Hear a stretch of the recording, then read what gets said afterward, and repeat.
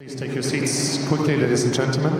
Thank you. Hello, ladies and gentlemen. Welcome to Tennis Weekly with Joel, Kim and Chris. On today's Tour Catch-Up, sponsored by DownloadTennis.com. Carlos Alcaraz lifts the Barcelona crown for a second time. Iga Swiatek saunters to Stuttgart title defence. And the Madrid Open gets underway without Nadal or Djokovic.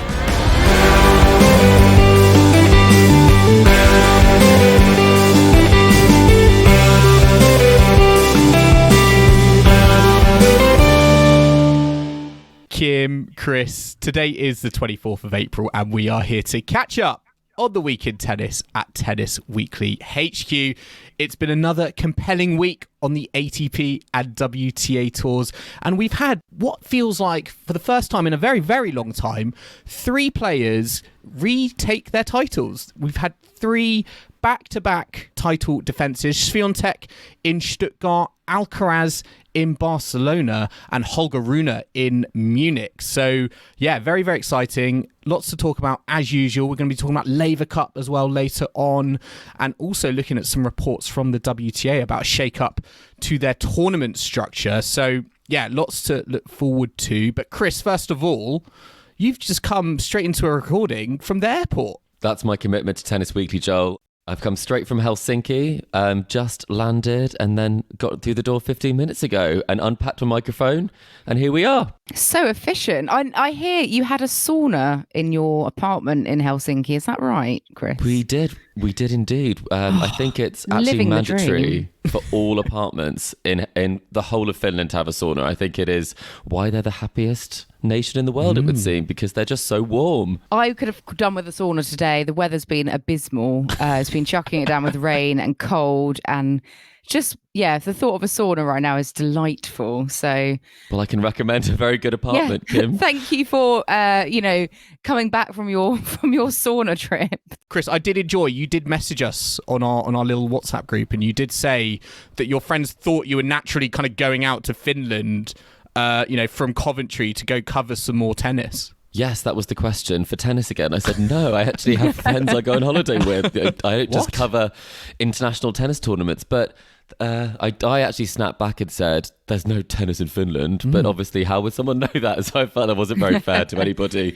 And it would make sense to ask the question. It is surprising, though. There are no ATP or WTA tour level events in Finland, and I'm thinking like no better time than ever, really, with Emil Ruusuvuori doing really, really well. They're in the Davis Cup finals. Henri Kontanen, yeah, there's quite a few players really when you look into it. They could get Jarkko Niemann in as a tournament director. Oh yeah, you could see he would be chomping a bit to get a cushy tournament director role.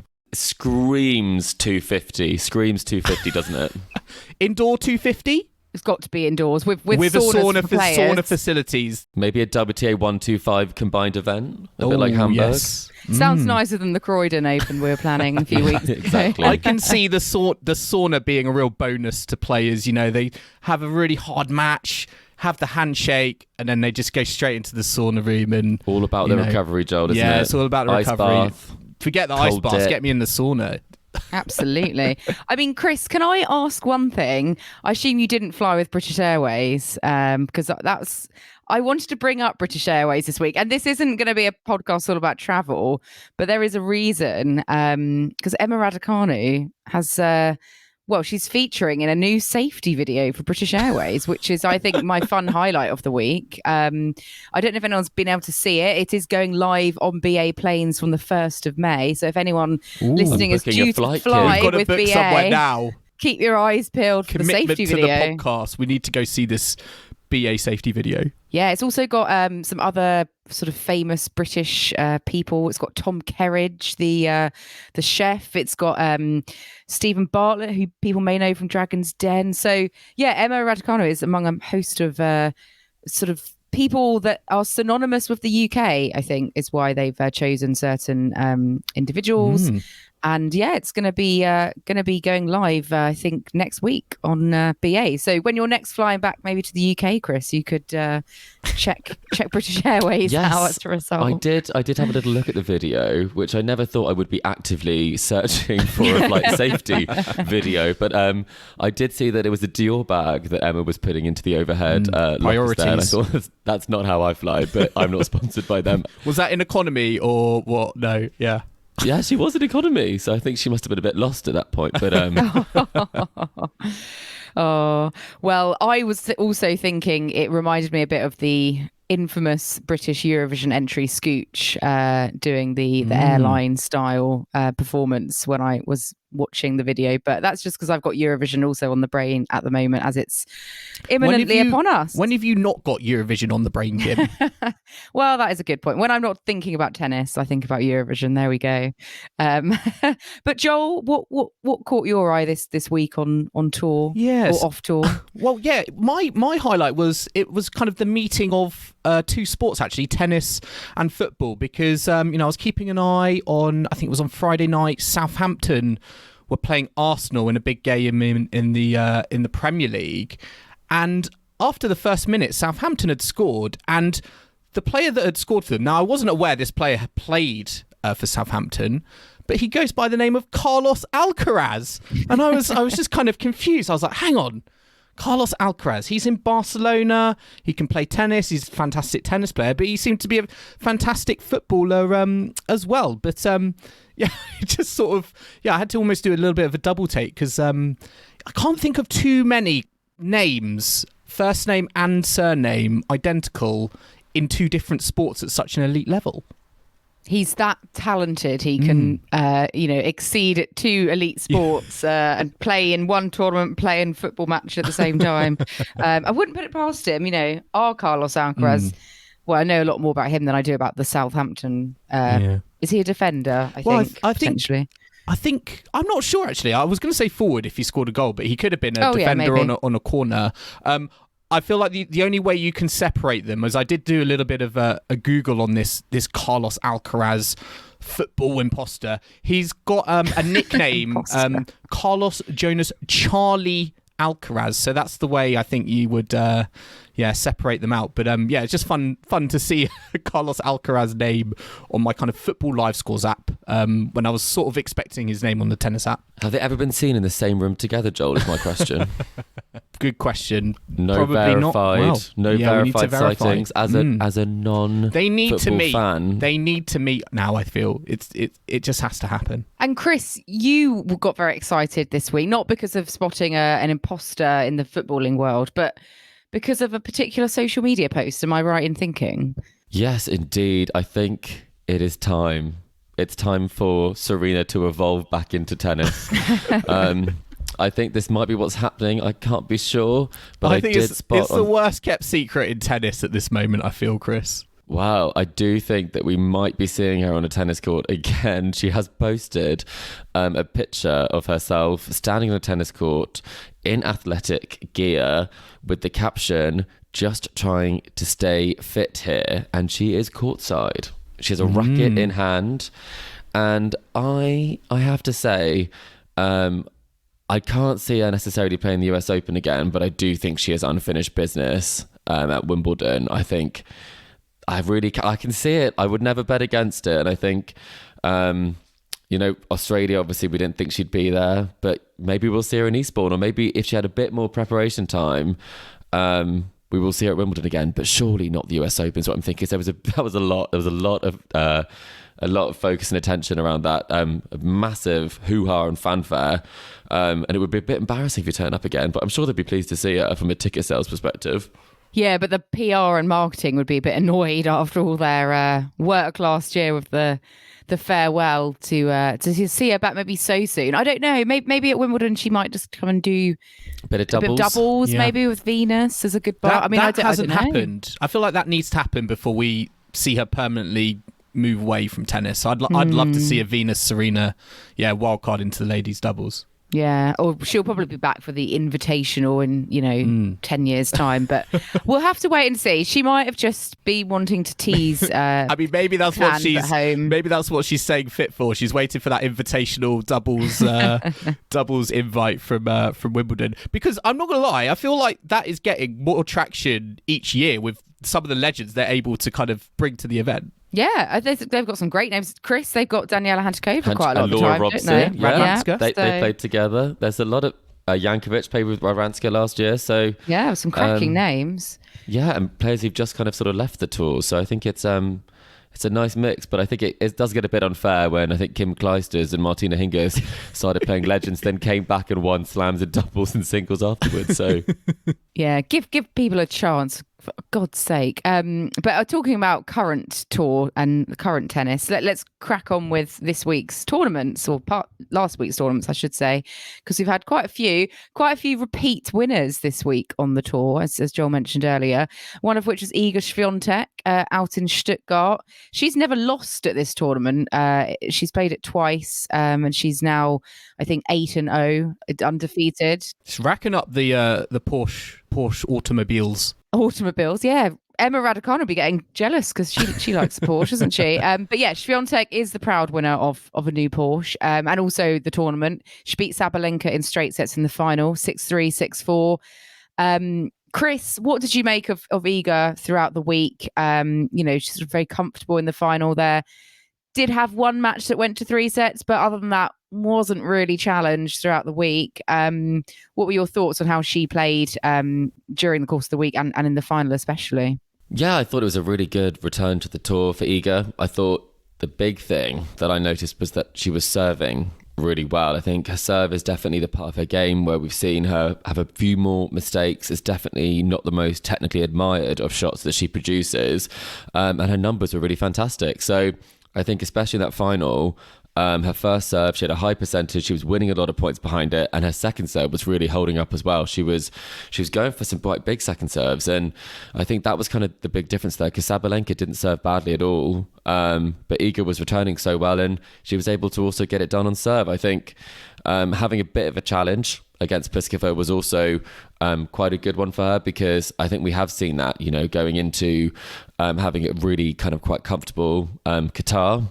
where she kind of was on dominant display, and it doesn't necessarily put in the best stead for the next week when you're challenged. So I think having a bit of a mixture of some quite close ones and then also some relatively simple and straightforward matches will set her up for a very, very interesting Madrid Open. Quite, yeah. And still obviously got Madrid and Rome before we head into the French Open.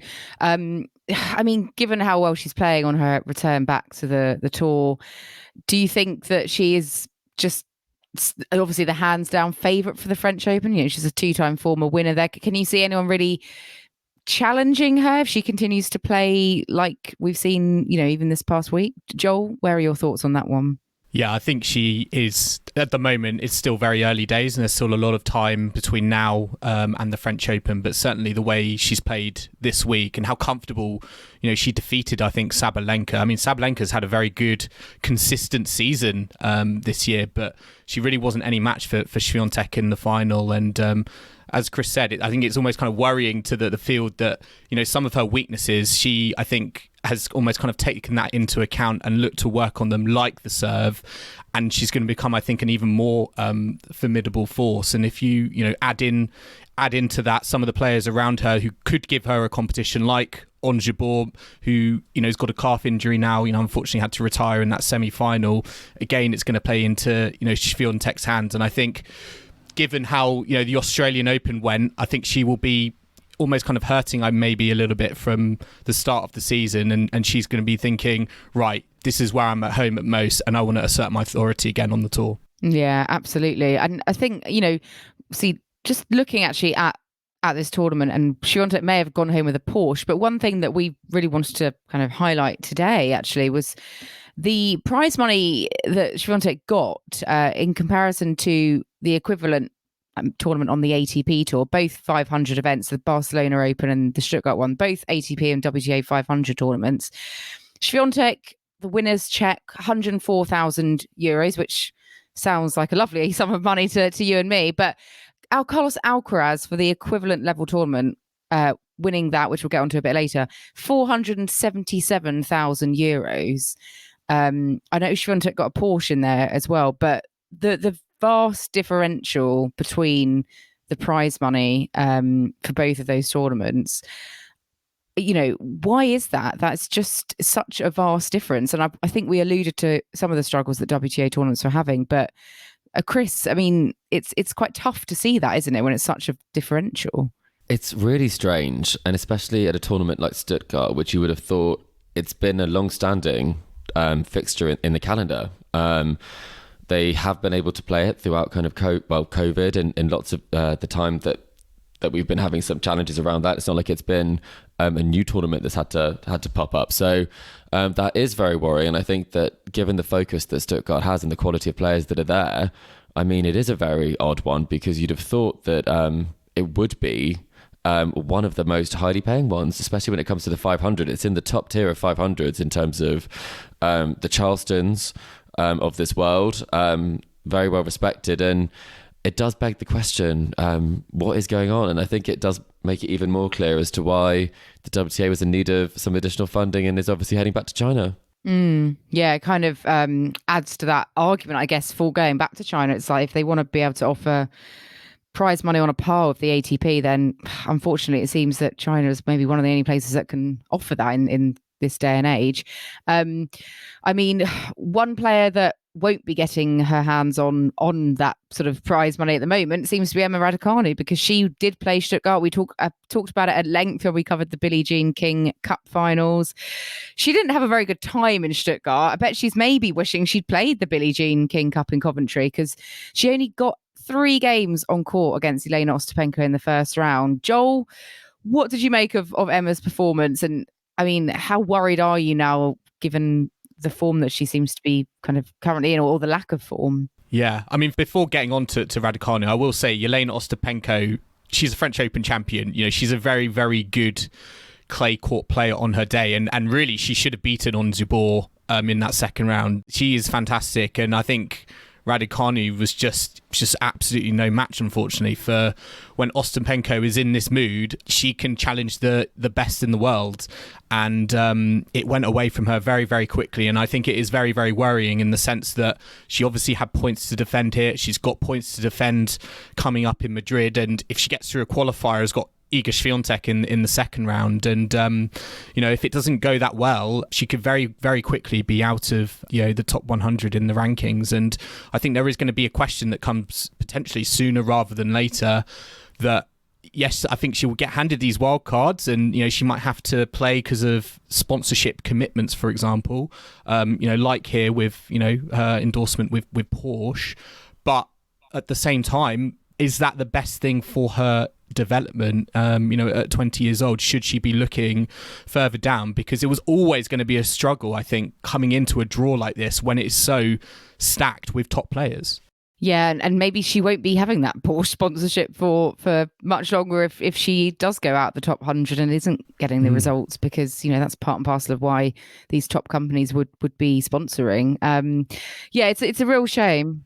Do you think she should have a more conscious focus on 250s, dare I say even like WTA 125s, as opposed to the more glitzy and glamorous events like this, where yes, there are more cameras on there, but it feels like for her it's a higher risk, higher reward, and it didn't really pay out, I feel, in Stuttgart. It's tough, right? Because of the ranking side of things. She's got to get the ranking up. And if you don't get the ranking up, you're not going to be seeded. You're going to have some tough round ones. And I think that's the big thing if you are playing these tournaments, which do have more ranking points. And there is obviously more opportunity to improve your ranking, but you don't get the matches if you go out early. So like in Miami, obviously that's a first round loss to Bianca, who's a fantastic player, another Grand Slam champion. And then you can also have the flip side of that, where you might get a bit of a better draw and you're able to kind of play yourself into the tournament. But you do need a mix of them. And I think it's one of the things we pointed out last week, is there aren't many WTA 250s going. So your hand's kind of forced whether you do drop down, like a lot of players did to the W100 that's in Portugal last week, or whether you kind of do have to keep plugging away and getting wildcards and not necessarily getting the points that you would want to be able to get, or the match practice. So I totally understand why she played it, even if you take away the sponsor piece, and tournaments will give her a wild card because she's a massive draw, and she's a very exciting player to watch, but it's not going to lead to a sustainable rise up the rankings and improvement in her confidence in her game if she's not able to play in tournaments where she's able to get matches. Yeah, maybe she could have done a Sara Sorribes Tormo and played the ITF event in Portugal, and she was having a fun sort of bageling or trying to bagel people. Bagel I think she was overdrive. 5 bagels in a row at one point, wasn't she, Sara Sorribes Tormo, which is fantastic. But yeah, going back to Stuttgart, we'll have to see what Emma decides to do. It will depend on her ranking and if she's getting those wild cards. I bet Anki Offervong, though, was maybe secretly maybe not loving the fact that, you know, Raducanu was losing in the first round, but you do kind of look in hindsight about would it have been better to play Billie Jean King Cup in Coventry, but I feel like maybe there'll be lessons learned from that.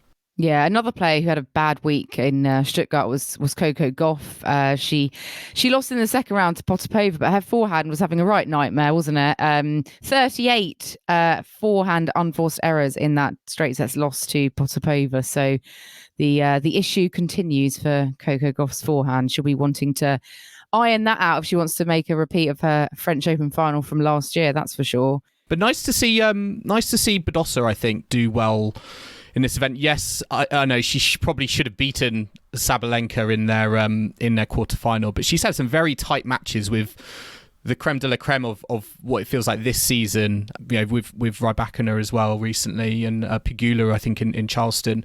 So yeah, it's nice to see her, I think, doing well, and I think she could be. I think she's knocking on the door, I think, of causing a big upset at some point, and I think maybe that could come in Madrid. So it's nice to see her, I think, do quite well. And also Karolina Pliskova. I saw everyone was like, she's changed her hairstyle. She's gone for the ponytail. A perm. It looked like a perm, I think.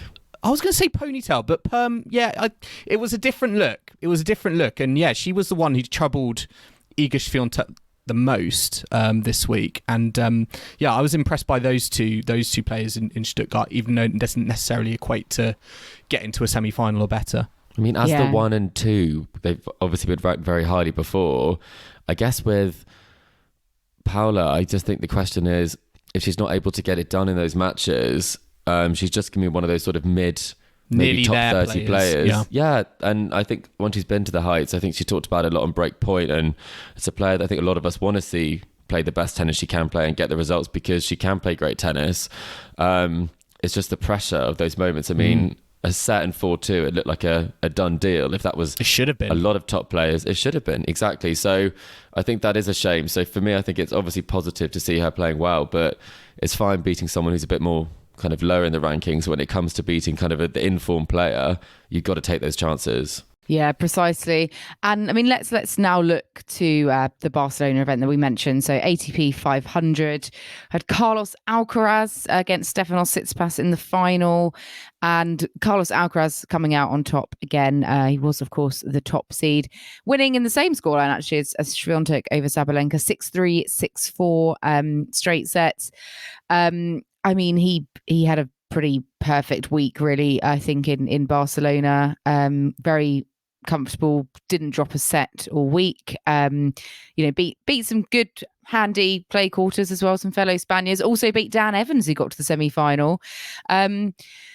Yeah, Joel, what did you make of Carlos Alcaraz when he wasn't playing football? He was winning the Barcelona Open again. Jumping into another swimming pool with all the ball kids. I love that tradition, by the way. I think it's one of the best traditions on the tour. But I think he was just playing a very high level of tennis consistently throughout the week, that even Stefanos Tsitsipas, who I thought, again, brought a very good level. I thought that was a very high quality final, but Carlos Alcaraz he's just so formidable, and it's amazing. I think that, I was reading, he's now out of teenagehood. He's now not considered a teenager on the tour, but he's just so formidable, and I think that's just, again, what's so impressive in terms of, it doesn't feel like there are a lot of weaknesses to this game. We've got to remember, this is a guy who's just been done finishing a teenager, so it's almost kind of scary to think what level he can go to, and I think that was all on display in the final, and I think it was helped as well a little bit by Stefanos Tsitsipas, who, as well as having Carlos Alcaraz to deal with, he had his unwanted, I feel, record of ATP 500 finals. Guys, he is now 0-10 in ATP 500 finals. What is going on there? He's never won one. No. I can't believe that. Is he Julian Benneteau of ATP 500 finals?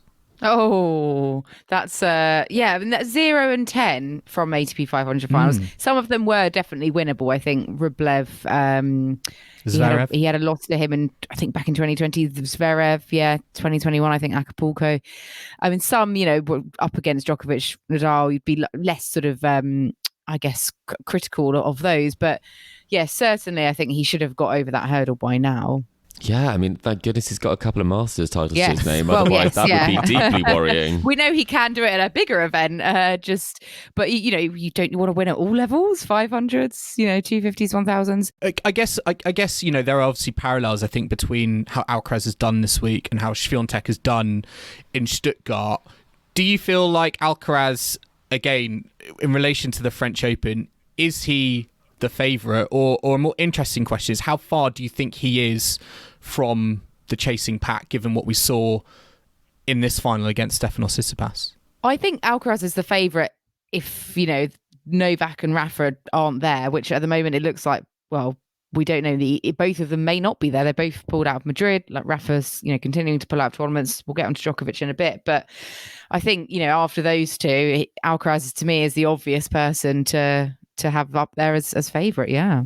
And I think, thank goodness, he is playing tennis again after having that break, because the tour needs him in terms of the level he's able to display, the shot making. As soon as he stepped back on a tennis court, he was doing some brilliant things, and his tennis keeps getting better week on week. And I think it is important that he is in draws, because we are missing some star power at the moment. I think when we have a look at the Madrid Open, I think you'll see that that there are some gaps in the draw where there traditionally would have been maybe a player ranked kind of between 5 and 8 who you thought could really do it, like a Zverev or someone like that who's kind of not in form. So having someone who is in form and is such an exciting prospect, I think, is great for the ATP right now.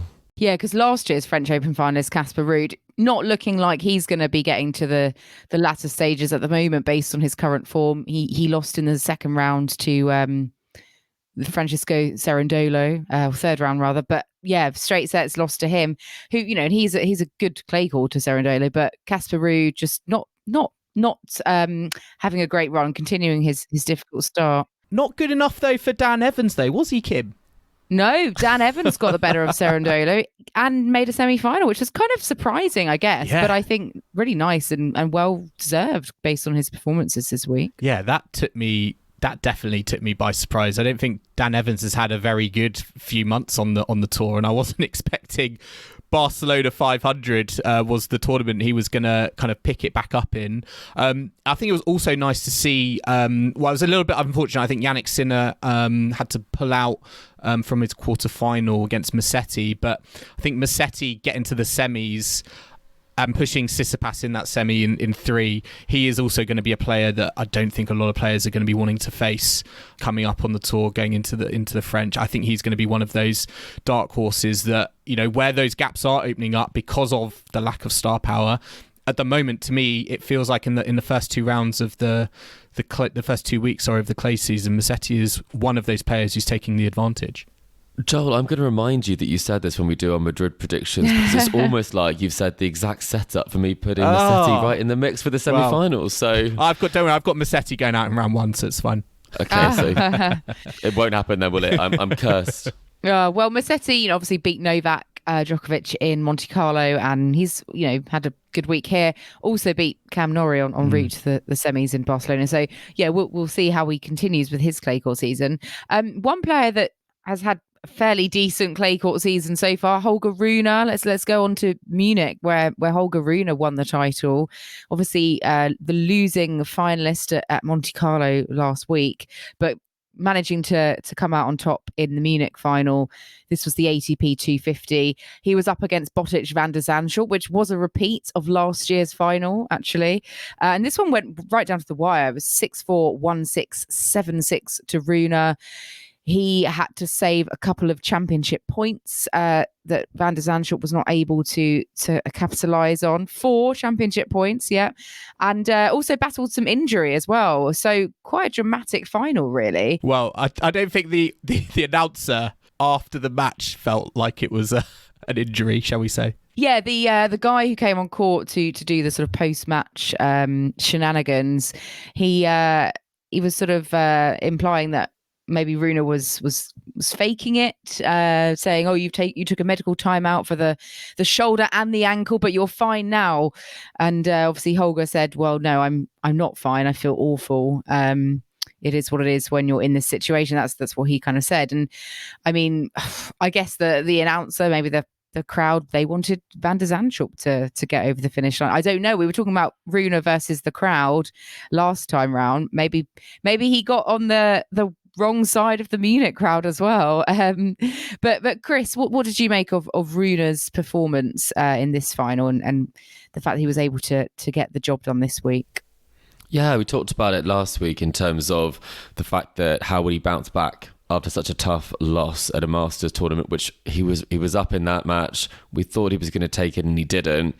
And he's brushed it off, and he's almost done the reverse of what happened to him last week, and he shouldn't have won this title and he has won it. So it does show a real kind of impressive ability to compartmentalize things and leave what happened in Monte Carlo in the past and move on. And he's picked up a title and defended kind of the breakthrough title that he had that kicked off his season in a big way that led to a French Open semi-final. So I think it's really impressive. I do think it shows sort of the champion sort of mentality that some of these younger players have. You know, I think Carlos has it. I think Holger has it. They're winners and they get right back in there. It makes them even more determined to win. And, you know, if Holger Rune is a match point down, I still back him to come through that match because he has that mental fortitude that I think he never knows when he's beaten. And I think he understands that tennis matches aren't over until the final point's been played. So very impressed with him this week. And I think the amount of tennis he's played this year, I mean, I think he probably was in need of, you know, the injury timeouts that he had. And if he could win without having to have an injury timeout or an injury scare, I think you obviously would. And so I think that's a bit of an off question, and well done to Holger for getting the title. Yeah, and obviously Botic Van der Zandschulp very upset after losing that one. You know, he went onto Twitter, I think, after the match saying that this one really hurt. You know, he played almost 3 hours, had those championship points, wasn't able to get the job done. You know, he served the match 3 times and was, you know, 1 point away 4 times. So that is a gutting defeat. But Holger Rune was, you know, offered up some nice words on Twitter to Van der Zandschulp, which was nice to see. The more I see this, these matches, particularly on the clay that is happening to Rune at the moment, it is giving me like Casper Ruud flashbacks. You know, Casper Ruud getting to the French Open final, last season. I personally see Rune as like have some sort of similar trajectory. I think to potentially. Have you joined me as the Danish contingent over here, the Holger fan? Yeah. Gradually, Kim, are we winning you over as well with Holger? I do think though he likes to play up as a villain, like on the tennis court. I think he likes that adversity, and he likes not very that Casper challenge. Ruud-like at all. I know, I agree. It's not in that respect, but it worked for Casper Ruud, in his approach last year. I think it's working. Well, we're seeing it in terms of the results. It's working for Holger Rune. He's a better tennis player as well, to be honest. At the moment. Interesting. Do you think? Ooh. Do you think Rune's got more firepower than Ruud long term? I think he does. I think technically, he is much more solid in terms of some of those weapons. I think the serve is something that is kind of a bit underrated from Casper, but I think Holger's is improving. His second serve's improving. His movement is fantastic. And I think his shots don't break down in the same way that Casper does. I think if he does get beaten, it's one of the rare occasions it's a straight sets loss to someone who is ranked below him. But whereas Casper, I think, can lose to anyone on any day, depending on how that forehand goes or that backhand. It's not safe shots. Yeah. In terms of other results from other players in Munich, Dominic Thiem made a quarterfinal, lost to Dominic Fritz, lost to Taylor Fritz. So he's made 2 quarterfinals on the trot now, which is, nice to see for Thiem. And then I think Sasha Zverev lost on his birthday, which is sad times for Sasha and his fans. He lost to Chris O'Connell, which was quite random, really. An Australian who probably isn't really renowned for being a clay courter, but he battled through to the semi-finals, yeah, losing to Rune. So great week for him. Surprise package of the week, Chris O'Connell. Let's have a quick look though at Banja Luka, which is the tournament out in Bosnia. This is one that was headlined by Novak Djokovic. Andrey Rublev, Monte Carlo champion, was also there. Neither of them won. We were expecting it to be perhaps a Djokovic-Rublev final. In the end, only one of those players got there. Rublev got to the final, but lost to another Serbian, Dusan Lajovic, in 3 sets, 6-3, 4-6, 6-4. Lajovic getting, I think, his second tour-level title with that win. It was about 2.5 hours long. So he's sort of put an end to Rublev's, I think it was an 8-match winning streak he was on. Chris, what did you make of this match? Was it one step too far for Rublev? Was he tired given the sort of recent amount of tennis he's played, or was Lajovic just kind of playing, well, one of the matches of his life to get this job done? I mean, given the fact that he'd also beaten Mr. Djokovic a couple of rounds earlier. I think what's so nice about it is that having had sort of the win of his career, he was able to back it up and take home the title. I think so many times you see players, especially at slams, get that big win and then they go out the next round to someone who is slightly more lowly ranked. So he backed it up every time. And so I think that's super impressive from Lajovic in that respect. And the level in the final, I don't think it was as high as we had kind of in Monte Carlo, but I still think it was a good showing. And it just shows, when it comes to tennis, 1 minute you're winning a 1,000, the next you're losing in a final of a 250, and vice versa, with the similarity between kind of the Holger and the Andrey sort of situation there. Does this title, I was going to ask you this, Joel, does this title run make that loss for Andy Murray in Miami look a little bit less painful and bad for Murray fans, because people were pretty harsh about that loss at the time, and obviously he's put it together this week. Yeah, I think I still personally would expect Murray to win that match on a hard court, but I think Lajovic on a clay court is a very handy proposition. I think a very underrated proposition, because remember he got to the Monte Carlo final the year Fabio Fognini won it.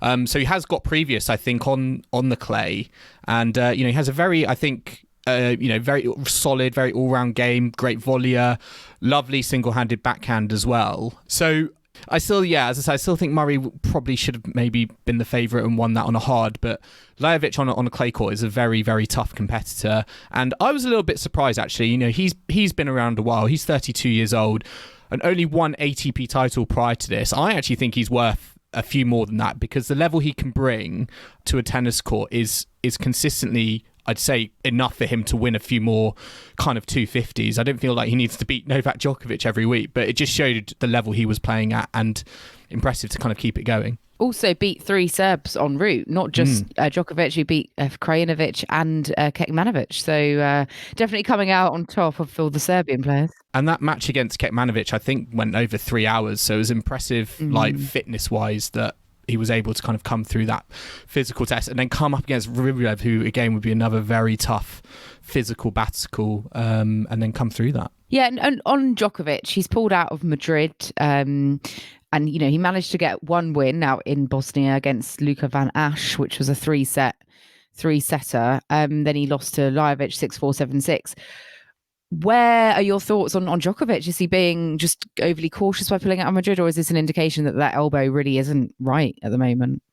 I think it's interesting because, in that match against Lajovic, there was no elbow strapping like there was in his first match. So, on that, from that point of view, you could say, things were getting back to normal, but certainly losing to Lajovic in straight sets wasn't part of the script.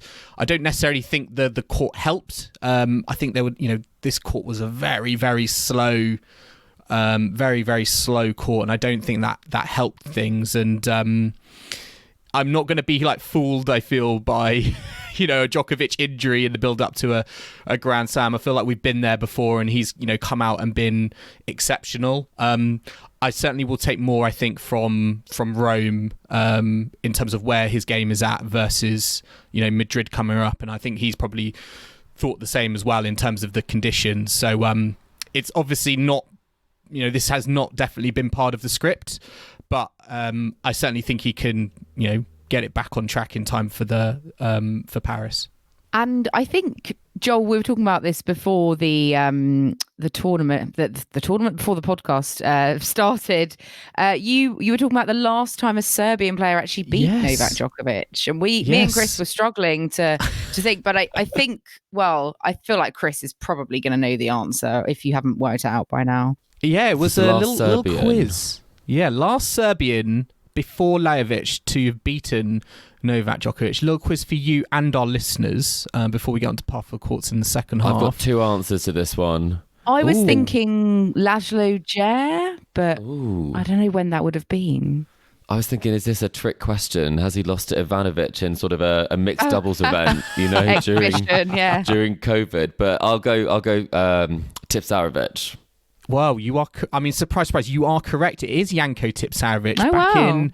That's a while ago. Yeah. Maybe this won't shock you. It was back in 2012 at the now infamous Madrid Open on the blue clay. Is that why he's not playing Madrid? He just doesn't want to lose to a... Well, not that Tipsarevic is in attendance anymore, but he's got bad memories from it. Yeah, so it doesn't happen very often. I do genuinely think that match, as much as I think a lot of the press was talking about Djokovic not playing at his best, I think there's got to be massive credit given to Lajovic, because I think that for me was the level he brought to that match. Again, has to be commended for winning it as opposed to Djokovic losing it. Yeah, I agree. Let's take a very quick break now, but we will be back in the second half where we'll be discussing reports that the WTA will be barring top 30 players from competing in 250 level tournaments next season. We'll be looking at how the Laver Cup teams are shaping up for Vancouver, and we'll also be previewing all of the action to come in Madrid, including revealing our own predictions for the draw. So do not go anywhere.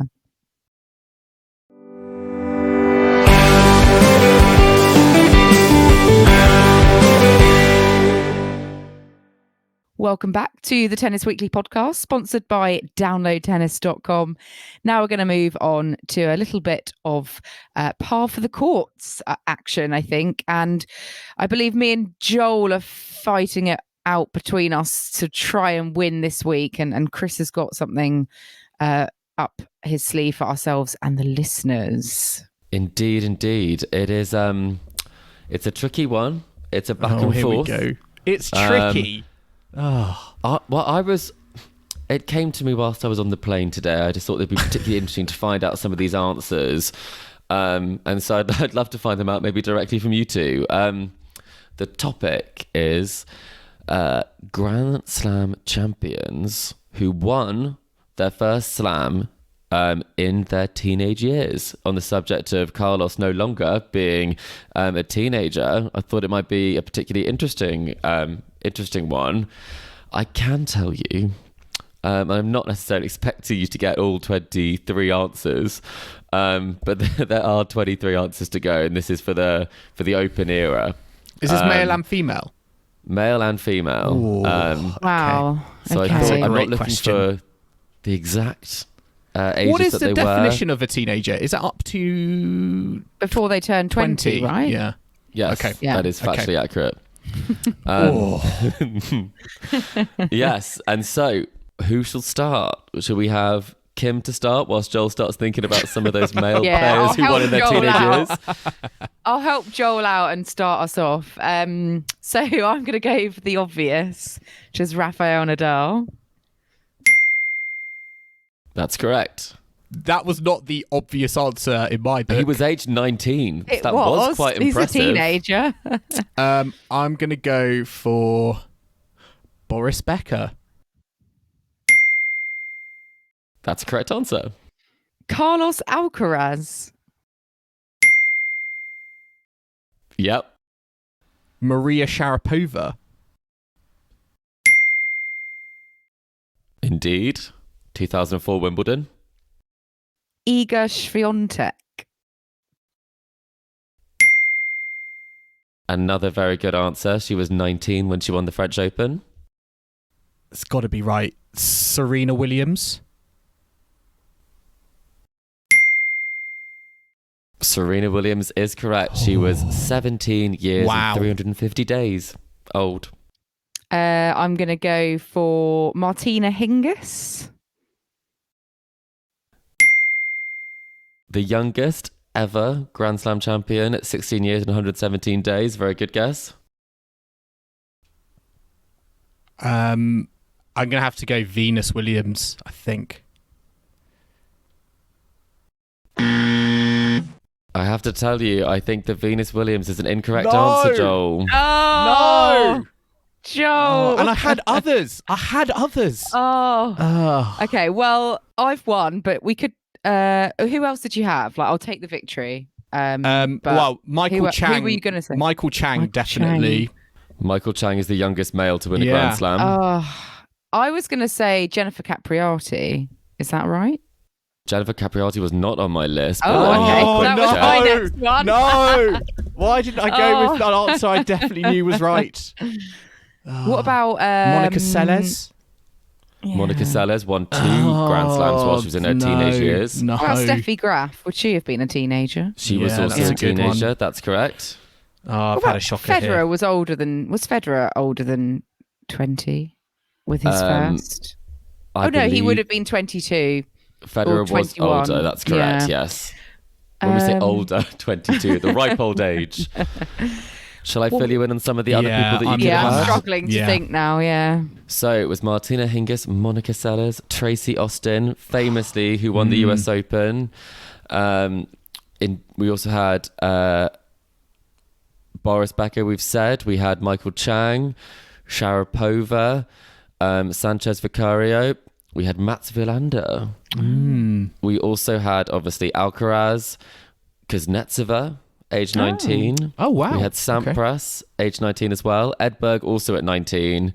We had Hanna Mandilikova.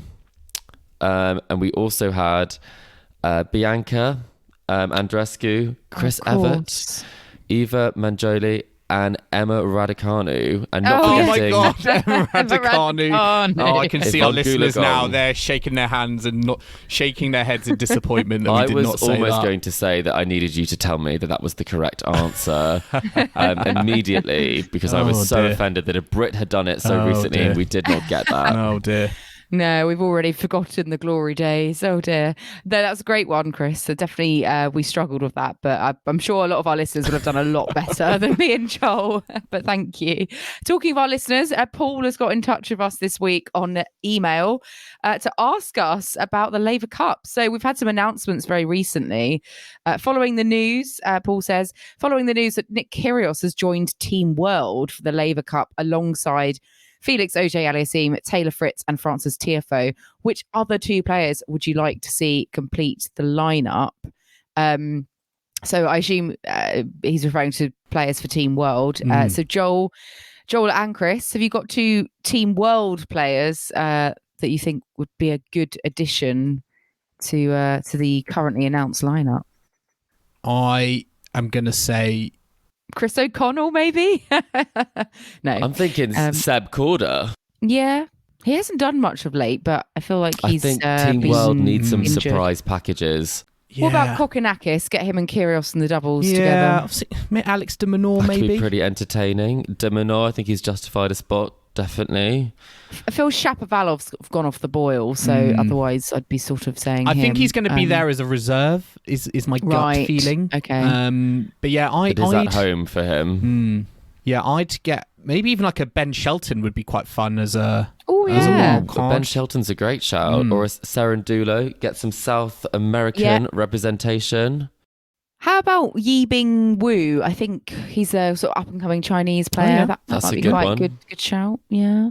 Across the globe representation is what we're looking for I this think rest so. of world. Yeah, but I guess as it's going to be in Vancouver, they might want to have another Canadian. So I know you said Shapovalov is going to be there. I think that would be important for him to be there if it's in Vancouver.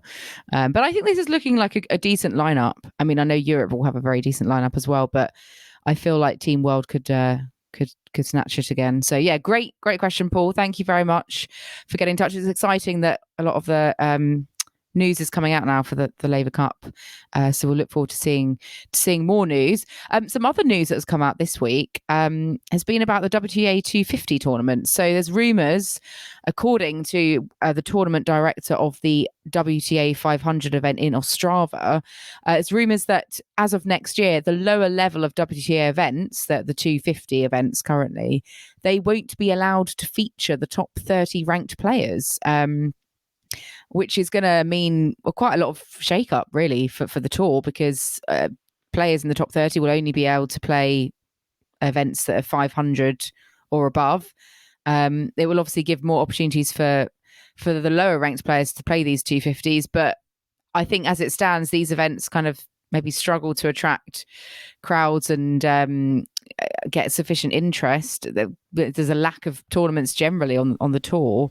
Is this going to help that, or is it going to make it even worse? Joel, you've been nodding your head as I'm saying all this. What do you make of this news, if it is indeed true? Yeah, it caught me by surprise a little bit. I know it's at the moment the tour schedule is under, particularly on the WTA side, is under the microscope given the lack of 250s. I still don't think this answers that question. I think the answer needs to be create more tournaments. I don't think the answer is limiting people's, top players' access and freedom to choose the tournaments that they want to, that they want to play in. From the tournament organisers' points of view as well, is they need a little bit of magic and star power to create interest in their events. And as much as there is great depth in the WTA tour at the moment, arguably it's as deep as it has ever been.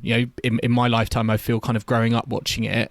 It doesn't feel like you can kind of have this cutoff and assume there's a lot of star power beyond those top 30 players that is going to drive the ticket sales and get people in. So I'm a little bit nervous if this does come to fruition next season. I think the number one priority still has to be get more 250 tournaments, get more single licenses for events out next year, and not create kind of more or deprive, I feel, top players of freedom to play in events. It just makes no sense, really, is what I think personally. I think when you look at the disparity between the ATP and the WTA, I mean, we talked about it when Djokovic got offered that wild card that he was actually prohibited from taking when he wasn't able to play in the States for the Sunshine Double. And that's if you're ranked in the top 10, first through 10, 21 days prior to a category 125 challenger, you are not able to participate. And this would be saying the top 30 players. So not only is that kind of denying these tournaments their stars, the people that would get bums on seats, that would get the attention, that would get the coverage that they'd be looking for, and the sponsors to actually sign up for these tournaments, it's also something that really won't help the players in that sense either, because you do then create this sort of culture where people can win these tournaments and have a very high ranking, but actually not be getting any results in slams, like a Maya Sharif type or someone like that, or even, for example, Alicia Parks, who obviously has had a decent result at a 250, winning one this year. But I mean, she got her ranking up by winning the 125s that were in France kind of over the Christmas sort of break and the off season. So I think it's kind of one where the tournament suffers, the top players suffer because they don't get that extra money for competing, not from necessarily just from the prize money, but there will be a significant amount of money paid to them to turn up. And then you add in the fact that it's the whole of the top 30 and kind of where the WTA sort of has its stars. I think all of those players have a big draw. So I think this is a really bad, and I can't understand also, it, if I'm honest. If you're in that top 30 and you're out of form, and you've kind of discussed it with your team, and you want to drop down to a 250 to kind of build your confidence and build your momentum, you could be deprived of that opportunity, and I don't think that really helps where do you help play? anyone. Where do you play? Is the question. Exactly. And that's. I mean, they would probably still be able to play the ITF-led events, the 125s and the 100s, and then you have a situation where the 250s might ban you from playing, but then that wouldn't be the case at some of the lower level tournaments. So I think I'm waiting to hear a bit more information to see if that is something that's happening in terms of more 500s. But I mean, if you look at the Stuttgart entry list for this week, it was such a high entry ranking you had to have, that where do these players play is the big question. We'll have to await further news on that to see if it is genuinely going to be going ahead or not. Because I agree with both of you. I don't think it's really addressing the right. What would Casper Ruud do if this happened on the ATP? Oh, good heavens above. Well, talking of Casper Ruud, he will be in action in Madrid as the third seed for the Masters that's commencing this week. Gets underway, I think, officially on Wednesday. And it goes sort of for about a week and a half, doesn't it? So it's quite a big draw. So it's obviously joint ATP and WTA event, which is great. I love the joint events. Carlos Alcaraz for the men is the top seed. We've got Daniil Medvedev back as the second seed. Casper Ruud, Holger Rune, Rublev, you name it. They're all there except for Novak and Rafa, who are the two notable absences. There's also no Yannick Sinner actually as well, who's sort of currently injured. Any initial thoughts on the draw that we've seen? I think it's obviously, well, I don't know how open it really is. I've certainly we've made some predictions ourselves. I see Andy Murray is in the draw as well. Joel, you may have some comments on that one. I think, Andy Murray. Didn't listen to the podcast then. We told him not to bother. Well, interestingly, he could face Medvedev if he gets through a qualifier in the first round. He could face Medvedev in the second round, so that would obviously be quite tough. The battle of the clay enthusiasts. Yeah, I know, exactly. The battle of the clay enthusiasts. We could also get Dominic Thiem, Stefanos Tsitsipas in the second round, which would be quite a fun match. But I think this draw again is because of the dropouts, unfortunately, that have happened in the last few weeks. It has meant it's quite open. I think particularly that bottom half for me is very, very open, given, as I say, Medvedev as the second seed. We know he has his grumps about the clay. Stefanos Tsitsipas is in there, but apart from that, I think there's real opportunity there. Whereas that top half for me is a bit more kind of loaded. And I think a big question for me is, yes, I think Carlos Alcaraz is going to be great, but I'm curious to see how fit and how far Holger Rune can go given the amount of tennis he has played over the last couple of weeks. Yeah, I was thinking if he was struggling a bit physically in the final in Munich, how physically fit is he going to be for this one? Although, his first match probably won't be for, have a good couple of days in between. It's not as tight a turnaround as some. I see, actually, I know you mentioned Dominic Thiem could be facing Stefanos Tsitsipas in the second round. Dominic Thiem's got Carl Edmund in the first round, which is quite an interesting a blast from the past in a way. I think both of them were at their best a couple of years ago, so we'll see on that one. But Chris, do you have any immediate thoughts on the men's draw? What do you make of the likes of maybe Lorenzo Musetti coming through? Yeah, I think there's a really good chance that I can see him kind of making the semi-finals. I also think that Lehechka's got a good draw and everyone's kind of tipping him for a lot of success in, Medvedev as a number 2 seed. That would really open up his draw. And I think that could actually lead to a really kind of big run at a Masters event for him. He's very at home on clay. So I see that one as being a potential opportunity. But then, Dan Evans, the clay court specialist, building on last week, he's got a good draw. Tommy Paul, not necessarily the most at home on a clay court. I want to know: is there going to be more comments made about American clay on TV cameras? On the cameras, that's what just clay in general. I think clay. just an event about clay, or bring back blue clay is something that Joel would love to see written on the camera. Oh yes, in blue pen, specifically in blue pen. Yes, I want that. Let's make some tentative predictions then for the men's, semis and final and champion. I'll go first, actually. I'll potentially embarrass myself. I think I've gone fairly conservative. I've gone Alcaraz versus Musetti and then Tsitsipas versus Medvedev. Medvedev? What? Yes, I know. Well, he was in, I know it's clay, but I think he can think he'll get altitude to will the help. semis, yeah. And I've gone for an Alcaraz Tsitsipas final. I've gone for a repeat of Barcelona with Alcaraz winning again. Chris, what about yourself? Well, we're not too far off. I've gone for Alcaraz Musetti as well. I've gone for Tsitsipas versus Fritz, which I sound like I probably don't believe is going to happen based on what I've said about Americans on clay. But I've got the same repeat final. I've got Alcaraz Tsitsipas with Alcaraz coming through. Joel's sighing. I assume you haven't got that I then. feel like we have fully switched here because, wait It's taken for a it. long time for you to switch onto this though, Joel.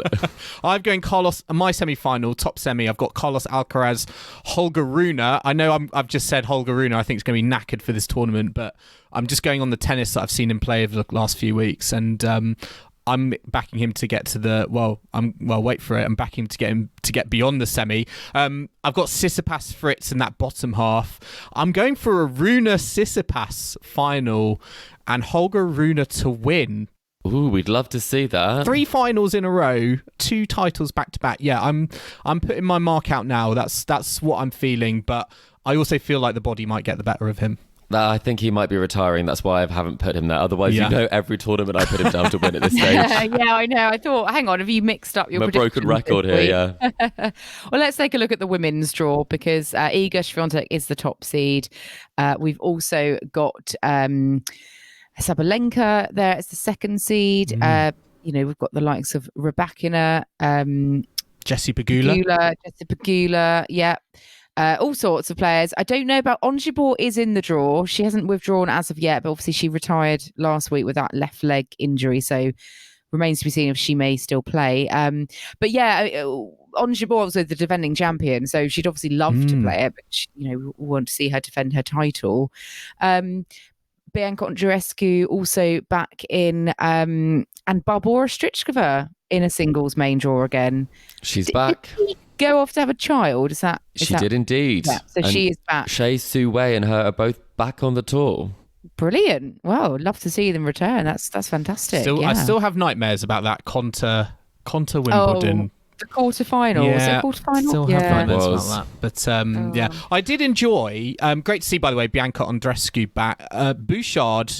Eugenie Bouchard's 1 win away from the Madrid Open main draw, and if that happens, I'm already getting flashbacks to what I consider her second greatest career highlight, which was that match against Maria Sharapova in Madrid when she called her out as a cheater. She said she's a cheater, and then backed it up and won. And Chris, we were talking before the podcast about that match. That's probably up there as one of my tennis I've ever seen. Yeah, I'd agree, but I'd say that's not one of the best impressions I've ever heard, Joel. But I would say that match was excellent. And I think having a Bouchard in the mix, I think, is a really, really positive thing for the tour as well. I think she said she still wouldn't be playing if she didn't think she could win it. So she's still got the fighting talk. Yeah. So let's see if she can put that together on the match court. And I do enjoy a little bit of a tongue twister in round 1. We've got Anna Bodnar versus Anna Bogdan. So I'm glad I'm not a commentator for that match. But I did enjoy prediction for that one, Joel. Who would you say? AB is going to win. AB is going to win. Yeah. Right. So shall we make some tentative predictions as well for the women's draw? Chris, lead us off for this one. Right. Okay. I'm trying to remember what I said, but I think what I do know is that I went for Iga and Jessie Pegula. I think Pegula obviously had a final here last year. I think it suits her. These conditions. I went for Sabalenka Sakkari. I thought Sabalenka's playing some good tennis. She's played well in Madrid before. And I went for, unsurprisingly, I did not think that Sakkari would win her semi-final based on the track record and what we talked about previously. Oh, gosh.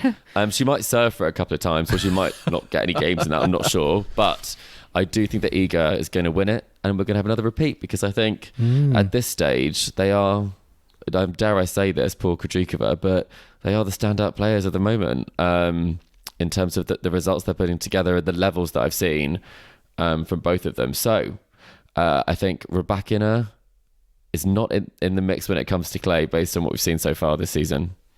Yeah, I haven't put her in my predictions, actually. I've gone well, sort of similar to you, Chris. I've got Swiatek, Pegula as a semi, but I've gone for Badosa against Kvitova in my other semi-final. That's a good shout. I think Badosa has been playing some nice stuff, although just not getting kind of the end result. And my final is Swiatek against Kvitova, with Swiatek winning. That's a good prediction, Kim. Kvitova loves it. I quite like Three-time that. Madrid champion. Yeah, She has at won altitude Madrid as well. before. Yeah, I can see that. So I'm going for that. But Joel, what have you got? I've gone. I mean, we've all said the same in the top half. I've also gone Swiatek, Pegula. However, my bottom half, I've gone Badosa for similar reasons against Caroline Garcia. Woo! What's happening here, Joel? So you're just taking both of our predictions, which never seem to work out for us, and now you're just taking them as your own. Exactly. Shout out, by the way, to Caroline Garcia, who liked one of our tweets during the week, which got us all very excited. But no, I've got though Swiatek Badosa final. Swiatek coming out as the champion. You're in dreamland, Joel. Dreamland. How dare you? How dare you? Badosa is going to come through that semi, and that is going to be the final. I'll have you know how close I was to getting the men's final right in Monte Carlo. So I've got some momentum. Did that happen, Joel? Just remind me. It was so close. It was close. So it was close. It was a good prediction. Rublev was in there. Oh, well, we will be back. Well, I guess for a catch-up sort of partway through Madrid, and then for a end of Madrid catch-up in the next 2 weeks to see if any of those predictions indeed come true. Yes, listeners, I hope you've enjoyed our latest episode of the Tennis Weekly podcast. Remember to subscribe to us to stay up to date on all the action to come from the ATP and WTA tours. We're on Apple Podcasts, Spotify, and all major podcasting platforms out there. And if you like what you're hearing, then make sure to leave us a rating and a review on Apple Podcasts or Spotify. You can also follow us on social media or email the show. We're on Facebook, Instagram and Twitter at Tennis Weekly Pod. You can email us on tennisweeklypod@gmail.com or check out our website, tennisweekly.co.uk. And we will be back next week at Tennis Weekly HQ for another catch-up to look back on all the action so far in Madrid. So I hope you can join us for that. But in the meantime, it's goodbye from Kim. Goodbye. It's goodbye from Chris. Goodbye. And it's goodbye from me. We'll see you again soon.